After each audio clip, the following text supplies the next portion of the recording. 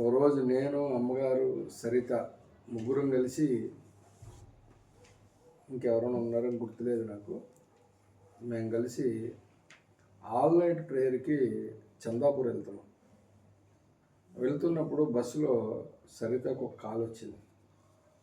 సరిత వాళ్ళ చెల్లి పెళ్ళయిన తర్వాత తన భర్త గొడవపడి ఆమె మీద కృష్ణాన్ని పోసి తగలబెడితే 80% కాలిపోయింది.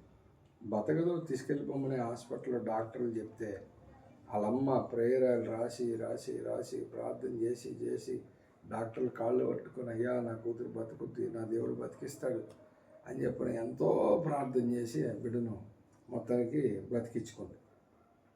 బ్రతికిన తర్వాత ఈ అమ్మాయి శరీరం అంతా కాలిపోతే ఎలాగుంటుంది చెప్పండి? చర్మం దగ్గరికి వచ్చేస్తుంది, అట్టట్ట ఇక్కడికక్కడ కాలిపోయిన తర్వాత ఆ అమ్మాయికి అప్పటికే ఒక కూతురా కొడుకు. ఈ అమ్మాయి కాలిపోయిన తర్వాత కేసు వేశారు. ఆ అబ్బాయి కేసు వేసిన తర్వాత ఆ అబ్బాయి మారుమనసు పొంది కొన్ని సంవత్సరాల తర్వాత, నా భార్య నాకు కావాలి, నాకు మారుమనసు పొంది అని బాగా చూసుకుంటానని ఆ అబ్బాయి కమిట్ అయ్యి మొత్తానికి ఆ అమ్మాయిని ఇంటికి మళ్ళీ తీసుకొచ్చుకున్నాడు. కేసు విత్డ్రా చేశాడు. ఇద్దరు కలిసి మళ్ళీ సంసార జీవితం కొనసాగిస్తుండగా మళ్ళీ ఇప్పుడు ప్రెగ్నెన్సీ వచ్చింది. ఇప్పుడు ఆ పిల్ల హాస్పిటల్లో ఉంది. కడప తీసుకెళ్ళారు, వాళ్ళ బద్వేలు తీసుకెళ్ళారు. అమ్మాయి ఇక్కడ చాలా కష్టము, బిడ్డ డెలివరీ అవ్వడం చాలా కష్టంగా ఉంది, నార్మల్ డెలివరీ కావట్లేదు అని చెప్పని, ఒకవేళ కట్ చేద్దామని చూస్తేనేమో చర్మం అంతా కాలిపోయి ఎదొకలాగా ఉంది. ఒకవేళ కట్ చేస్తే సిజేరియన్ చేస్తే మళ్ళీ నేను కుట్లేస్తే ఆ చర్మం కలుస్తుందో లేదో అని భయపడుతున్నాను. అంత భయంకరంగా ఉంది ఆ లోపల పట్ట చర్మం అంతా.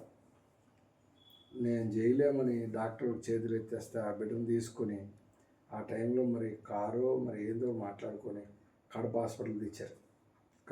కడప హాస్పిటల్లో ఉంది. ఆ టైంలో వాళ్ళు ఫోన్ చేసి సరితకి చెప్తున్నారు, సరిత ఫాస్ట్ టైం కొద్దిగా ప్రార్థన చేయమని, పరిస్థితి ఇట్లా ఉందని.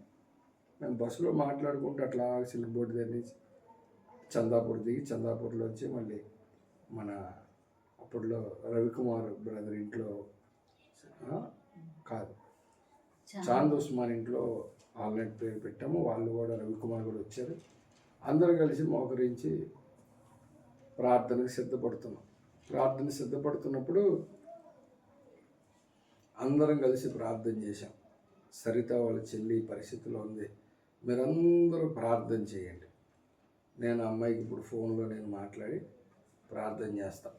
ప్రార్థన చేసి మనం ఒక పాట పాడిన తర్వాత, పాట పాడి కంప్లీట్ అయిపోయేలోపు అమ్మాయికి డెలివరీ అవ్వాలి అని చెప్పి ఫోన్ తీసుకున్నా, మాట్లాడాను.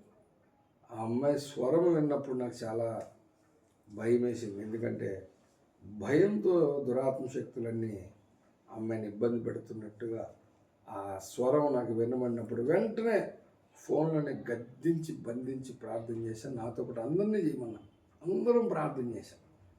అమ్మా ఏం బాధపడ, మాకు దేవుడు నీకు అద్భుతంగా సిజేరియన్ లేకుండా నార్మల్ డెలివరీ ఇస్తాడురా, నేను ప్రార్థన చేస్తున్నాం, ఆన్లైన్ ప్రేయర్లో ఉన్నామని చెప్పని ధైర్యం చెప్పి ఫోన్ పెట్టేసి ఓఫిరైగా పాట తీసుకొని పాడాను.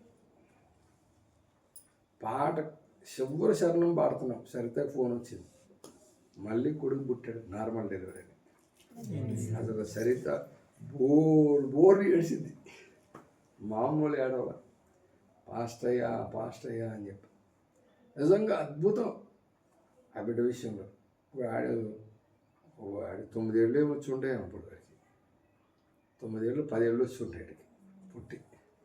2015లో జరిగింది ఇది. సంఘంలో కార్యాలు దేవుడు అద్భుతాలు చేస్తాడు.